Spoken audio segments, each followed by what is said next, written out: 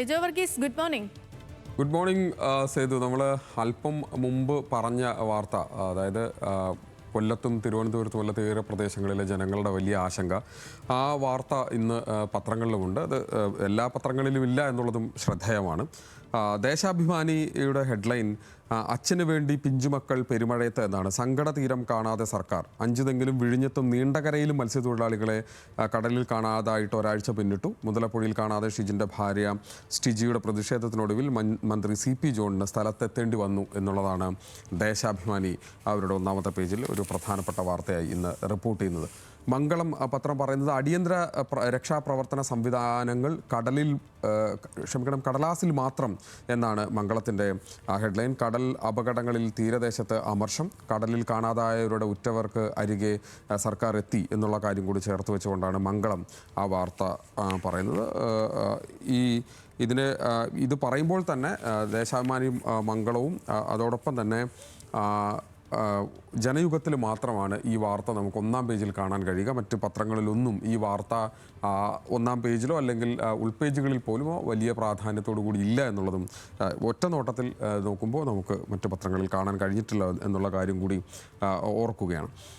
ഇനി മറ്റ് വാർത്തകളിലേക്ക് വന്നാൽ എല്ലാ പത്രങ്ങളിലും, പ്രധാനപ്പെട്ട പത്രങ്ങളിലൊക്കെ ഇന്ന് ഏറ്റവും പ്രധാനപ്പെട്ട തലക്കെട്ടാകുന്നത് നീറ്റ് ചോദ്യപേപ്പർ ചോർച്ചയുമായി ബന്ധപ്പെട്ട കാര്യമാണ്. CBI കുറ്റപത്രം സമർപ്പിച്ചുവെന്ന് ദീപിക പറയുന്നു. നീറ്റ് ചോർച്ചയ്ക്ക് പിന്നിൽ NDA വൈദഗ്ധ്യം എന്നാണ് ദീപികയുടെ ഹെഡ്ലൈൻ അവർ കൊടുത്തിരിക്കുന്നത്. സംഘടിത ക്രിമിനൽ ഗൂഢാലോചന എന്നാണ് CBI ഇക്കാര്യത്തിൽ പറഞ്ഞിരിക്കുന്നത്. പരീക്ഷ നടത്തുന്ന ദേശീയ പരീക്ഷാ ഏജൻസിയുടെ 3 വിഷയ വിദഗ്ധർ തന്നെയാണ് ആദ്യം ചോദ്യപേപ്പർ ചോർത്തിയതെന്ന് കൂടി CBI കണ്ടെത്തി എന്നുള്ള കാര്യമാണ് ദീപിക അവരുടെ ഒന്നാമത്തെ പേജിൽ വളരെ പ്രധാനപ്പെട്ട വാർത്തയായി റിപ്പോർട്ട് ചെയ്യുന്നത്. മാധ്യമം പറയുന്നത് നീറ്റ് കള്ളൻ കപ്പലിൽ തന്നെ എന്നാണ്. കുറ്റപത്രം സമർപ്പിച്ച CBI NDA സുരക്ഷാ വീഴ്ച പ്രധാന കാരണം എന്നതടക്കമുള്ള കാര്യങ്ങൾ പറയുന്നു. ചോദ്യപേപ്പർ NDA ആസ്ഥാനത്ത് നിന്ന് തന്നെയാണ് ചോർന്നത്. മാസങ്ങളുടെ ആസൂത്രണം ഇക്കാര്യത്തിലുണ്ടായി എന്നുള്ളതടക്കമുള്ള കാര്യങ്ങൾ ചേർത്ത് വെച്ചുകൊണ്ടാണ് മാധ്യമ വാർത്ത റിപ്പോർട്ട് ചെയ്യുന്നത്. അതിൻ്റെ കൂട്ടത്തിൽ തന്നെ അമിത്ഷാ ലോക്സഭ എന്ന അറ്റൻഡൻസ് രജിസ്റ്റർ ഇന്നലെ അവർ പ്രതിപക്ഷം ഉയർത്തി കാണിച്ചിരുന്ന ഒരു ചിത്രം കൂടി ഏതായാലും ഈ മാധ്യമം വാർത്തയ്ക്കൊപ്പം തന്നെ മാധ്യമം അതുകൂടി ചേർത്ത് വെച്ചുകൊണ്ടാണ് ആ വാർത്ത ഇന്ന് റിപ്പോർട്ട് ചെയ്യുന്നത്. സുപ്രഭാതം പത്രത്തിൽ അവരുടെ ഹെഡ്ലൈൻ വാട്സപ്പ് ഗ്രൂപ്പുകളുടെ രഹസ്യ ക്ലാസുകൾ എന്നൊക്കെയാണ്. അതിനോടൊപ്പം തന്നെ ചേർത്ത് പറയുന്നത് അടൂരിലെ വിദ്യാർത്ഥിക്കും ചോദ്യപേപ്പർ ലഭിച്ചു എന്നുള്ളൊരു സൈഡ് കോളം വാർത്ത കൂടി ഉണ്ട്. നീറ്റ് UG 2026 ചോദ്യപേപ്പർ ചോർച്ച കേസിൽ CBI സമർപ്പിച്ച കുറ്റപത്രത്തിൽ പത്തനംതിട്ട അടൂരിലെ ഒരു മെഡിക്കൽ കോളേജ് ഹോസ്റ്റലുമായുള്ള ബന്ധവും പരാമർശിക്കപ്പെടുന്നുണ്ട് എന്നുള്ള കാര്യം കൂടി പറയുന്നു. അതായത് നീറ്റ് പരീക്ഷാ ക്രമക്കേടുമായി ബന്ധപ്പെട്ട് കേരളത്തിലും അതുമായി ബന്ധപ്പെട്ട കാര്യങ്ങൾ ഉണ്ടായിട്ടുണ്ട് എന്ന് ചേർത്ത് വെക്കുന്നതാണ് സുപ്രഭാതത്തിലെ വാർത്ത. മാധ്യമത്തിലും ആ കോളത്തിൽ ആ വാർത്ത ഉണ്ട് എന്നത് നമുക്ക് മനസ്സിലാക്കാൻ കഴിയും. ജനയുഗം മറ്റൊരു വാർത്ത അവരുടെ ഒന്നാമത്തെ പേജിൽ കൊടുക്കുന്നുണ്ട്. അത് കേന്ദ്ര സർക്കാർ കണക്കുകളിൽ ഗുരുതര പിഴവുകളെന്ന് CAG എന്നാണ്. ലാഭം കണക്കിലെ കളി മാത്രം എന്നാണ്. കേന്ദ്ര സർക്കാരിൻ്റെ സാമ്പത്തിക അച്ചടക്കമില്ലായ്മയിലേക്ക് വിരൽ ചൂണ്ടി comptroller and auditor general of ഇന്ത്യയുടെ പുതിയ കണ്ടെത്തലുകൾ. 54,282 കോടി രൂപയുടെ ചെലവുകൾക്ക് സർക്കാരിൻ്റെ പക്കൽ കണക്കുകളില്ലെന്ന് CAG റിപ്പോർട്ട് കഴിഞ്ഞ ദിവസം പുറത്തു വന്നിരുന്നു. ചെലവാക്കിയ തുക കണക്കിൽ കാണിക്കാതെ സർക്കാർ വ്യാജ സമ്പാദ്യം ഉണ്ടാക്കിയതായും CAGയുടെ കണ്ടെത്തൽ പുറത്തു വന്നിട്ടുണ്ട് എന്നുള്ള ഒരു കാര്യം ജനയുഗം പത്രം അവരുടെ ഒന്നാമത്തെ പേജിൽ വാർത്തയായിട്ടുണ്ട്. മറ്റു പത്രങ്ങളിൽ ആ വാർത്ത കണ്ടില്ല എന്നുള്ളതും പറയുന്നു. ചന്ദ്രികയിൽ അവരുടെ ഒന്നാമത്തെ വാർത്ത എന്ന് പറയുന്നത് FCRI ഭേദഗതി ബിൽ ഇന്ത്യ എതിർക്കും എന്നാണ്. MP-മാർക്ക് വിപ്പ് നൽകി കോൺഗ്രസ്. 10 മുതൽ 12 വരെ സഭയിൽ ഹാജരാകണം. ഇന്ത്യ മുന്നണി കക്ഷികൾക്കും വിപ്പ് നൽകാൻ കോൺഗ്രസ് നിർദ്ദേശം നൽകി എന്നുള്ളതാണ്. FCRI ഭേദഗതി ബില്ലിലെ ഒരുമിച്ച് എതിർക്കാൻ ഇന്ത്യ മുന്നണി തീരുമാനമെടുത്തു എന്നുള്ള കാര്യമാണ് ചന്ദ്രിക അവരുടെ ഒന്നാമത്തെ പേജിൽ പ്രധാനപ്പെട്ട വാർത്തയായി റിപ്പോർട്ട് ചെയ്യുന്നത്. ഇന്ന് കേരള കൗമുദി അവരുടെ എക്സ്ക്ലൂസീവായി മറ്റ് പത്രങ്ങളിലൊന്നും ഇല്ലാത്തൊരു വാർത്ത. അത് PSLVക്ക് ശത്രു സ്വന്തം വീട്ടിൽ എന്നാണ്. പരാജയത്തിന് പിന്നിൽ ISROയിലെ ഉന്നതൻ എന്നുള്ള കാര്യം കൂടി ചേർത്ത് വെച്ചുകൊണ്ടാണ്. ഏറ്റവും വിശ്വസ്തവും കാര്യപ്രാപ്തി തെളിയിച്ചതുമായ PSLV റോക്കറ്റ് തുടർച്ചയായി പരാജയപ്പെട്ടതിന് പിന്നിൽ ISROയിലെ മലയാളിയല്ലാത്ത ഉന്നതൻ എന്ന് സൂചന. സാമ്പത്തിക താല്പര്യമാണോ അട്ടിമറിയാണോ എന്ന് കേന്ദ്ര സർക്കാർ അന്വേഷിക്കുകയാണ് എന്നാണ് കേരള കൗമുദി അവരുടെ ഒന്നാമത്തെ പേജിൽ വളരെ പ്രധാനപ്പെട്ട വാർത്തയായി ഇന്ന് റിപ്പോർട്ട് ചെയ്യുന്നത്. അത് മറ്റു പത്രങ്ങളിൽ ആ വാർത്ത ഇല്ല എന്നുള്ളതും ശ്രദ്ധേയമാണ്. മാതൃഭൂമി പത്രത്തിൽ 2 വഴികൾ അല്ലെങ്കിൽ 2 യാത്രാ സംവിധാനങ്ങളെക്കുറിച്ചുള്ള വാർത്തകളാണ് ഒന്നാമത്തെ പേജിൽ വളരെ പ്രധാനപ്പെട്ട വാർത്തയായി കൊടുത്തിരിക്കുന്നത്. അതിങ്ങനെയാണ്. ഒന്നിൻ്റെ ഹെഡ്ലൈൻ സിഗ്നലായി എന്നാണ്. വരും 3-4 റെയിൽ പാതകൾ DPR മാർച്ചോടെ എന്നാണ്. കേരളത്തിലെ നിർദ്ദിഷ്ട 3-4 റെയിൽ പാതകൾക്കുള്ള വിശദ പദ്ധതി രേഖ അടുത്ത വർഷം മാർച്ചോടെ പൂർത്തിയാകും. സ്ഥലം വിട്ടുകിട്ടിയാൽ 5 വർഷം കൊണ്ട് നിർമ്മാണം പൂർത്തിയാക്കാനാകുമെന്നാണ് ദക്ഷിണ റെയിൽവേയുടെ കണക്കുകൂട്ടൽ എന്നാണ്. ഇതുവരെ ഇരട്ടപ്പാതയാണ്, അത് 3-4 പാതയായി വർദ്ധിക്കാൻ പോകുന്നു എന്നാണ് മാതൃഭൂമി പറയുന്നത്. അതോടൊപ്പം തന്നെ മറ്റൊരു കാര്യം കൂടി പറയുന്നുണ്ട്. പ്രാഥമിക 3A വിജ്ഞാപനം ഇറങ്ങിയെന്നാണ്. അങ്കമാലി അരൂർ ബൈപ്പാസുമായി ബന്ധപ്പെട്ട ഒരു കാര്യമാണ്. അത് Angamaly Aroor greenfield bypass Kochi outer ring road പദ്ധതിയുടെ പ്രാഥമിക 3A വിജ്ഞാപനം പുറപ്പെടുവിച്ചു.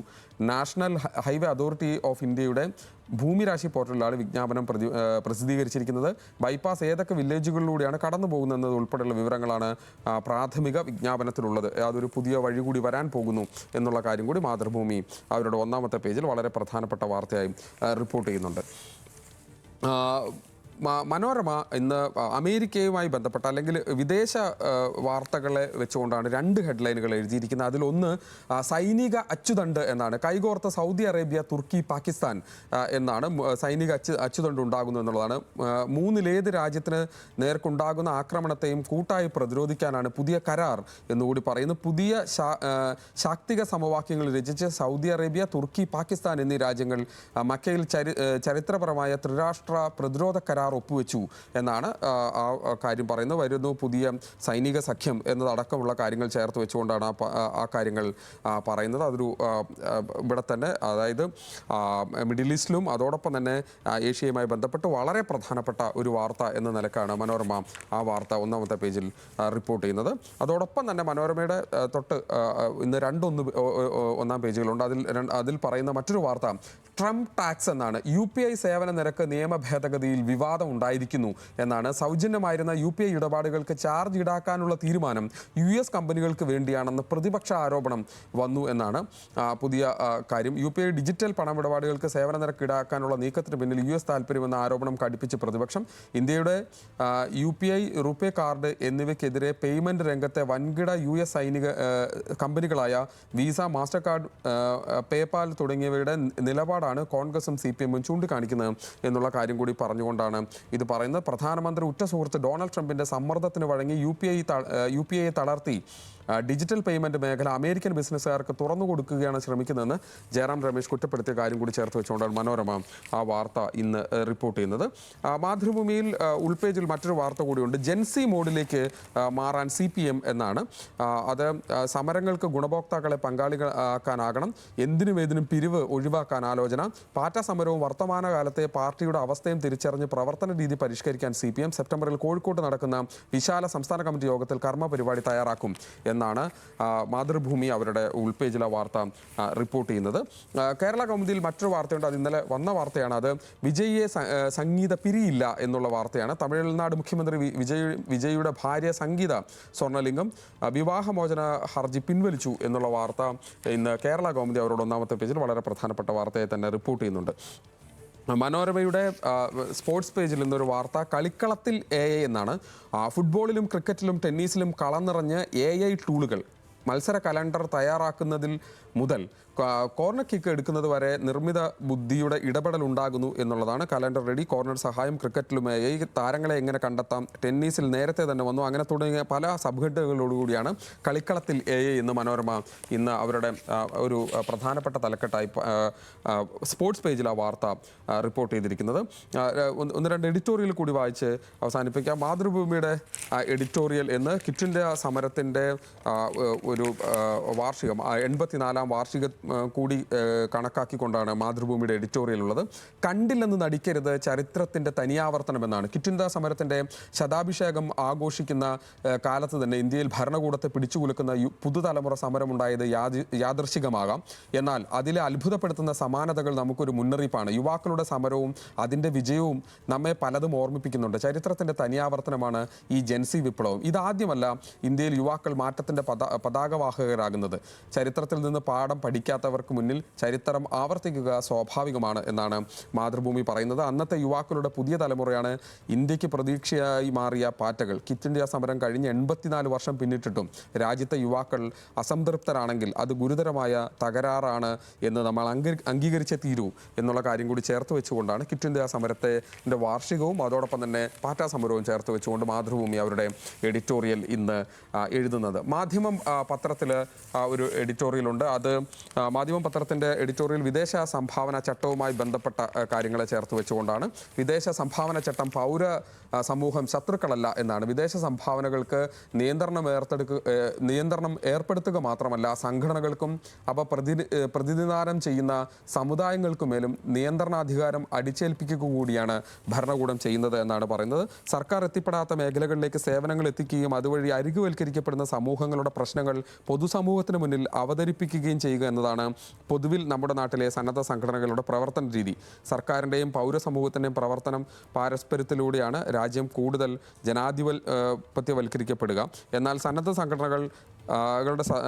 സംഘടനകളുടെ സർക്കാർ വിമർശനങ്ങളെ അസഹിഷ്ണുതയോടെയാണ് നമ്മുടെ ഭരണകൂടങ്ങൾ നോക്കിക്കാണുന്നത്. ഇപ്പോൾ ഒരു പടി കൂടി കടന്ന് നിയമ ഭേദഗതിയിലൂടെ രാജ്യത്തെ ന്യൂനപക്ഷങ്ങളെ അടിക്കാനുള്ള വടിയായി ഈ നിയമത്തെ ദുരുപയോഗം ചെയ്യുന്നുവെന്നാണ് മാധ്യമം അവരുടെ എഡിറ്റോറിയൽ പറയുന്നത്. സുപ്രഭാതം എഡിറ്റോറിയൽ കൂടി വായിച്ച് അവസാനിപ്പിക്കാം. സുപ്രഭാതം എഡിറ്റോറിയലിൽ പറയുന്നത് പാർലമെന്റ് റബ്ബർ സ്റ്റാമ്പ് ആകരുത് എന്നാണ്. 14 ദിവസമായി ജനാധിപത്യത്തെ അപഹസിക്കും വിധം ഉള്ള നാണം കെട്ട സംഭവങ്ങളാണ് നമ്മുടെ പാർലമെന്റിൽ സംഭവിച്ചുകൊണ്ടിരിക്കുന്നത്. ഡൽഹിയിൽ ചോദ്യപേപ്പർ ചോർച്ചയിൽ പ്രതിഷേധിച്ച വിദ്യാർത്ഥികൾക്ക് നേരെയുണ്ടായ പോലീസ് അതിക്രമത്തിൽ ആഭ്യന്തരമന്ത്രി അമിത്ഷാ പാർലമെന്റിലെത്തി മറുപടി പറയണമെന്ന പ്രതിപക്ഷത്തിന്റെ ആവശ്യത്തിന്മേൽ 2 ആഴ്ചയായി സ്തംഭിച്ച് നിൽക്കുകയാണ് ഇരുസഭകളും. ചർച്ചകളില്ല, ചോദ്യോത്തരവേളകളില്ല, ശൂന്യവേളയില്ല. പ്രതിപക്ഷം തുടർച്ചയായി ആവശ്യപ്പെട്ടിട്ടും അമിത്ഷാ പാർലമെന്റിൽ എത്തുന്നില്ല. സർക്കാരിന്റെ തീരുമാനങ്ങൾ വിമർശിക്കപ്പെടുകയും വിശദീകരണം ആവശ്യപ്പെടുകയും ചെയ്യുന്ന വേദിയാണ് പാർലമെന്റ്. പ്രതിപക്ഷത്തിന്റെ ചോദ്യങ്ങൾക്ക് മറുപടി പറയാൻ സർക്കാർ ബാധ്യസ്ഥമാണ്.